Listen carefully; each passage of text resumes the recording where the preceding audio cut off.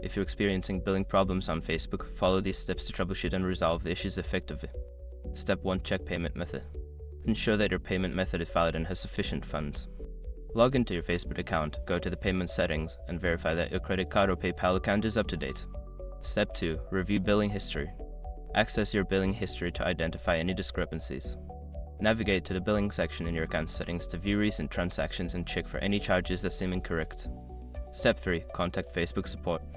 If you find an error or cannot resolve the issue, reach out to Facebook support. Use the Help Center to submit a support request, providing details about your billing problem for quicker assistance. Step 4. Check for account restrictions. Sometimes billing issues arise from account restrictions. Review your account status to ensure there are no holds or limitations that could be affecting your billing. Step 5. Update your information. If necessary, update your payment information or switch to a different payment method. Make sure to save the changes and confirm that your new payment method is working correctly. By following these steps, you should be able to resolve any billing problems on Facebook.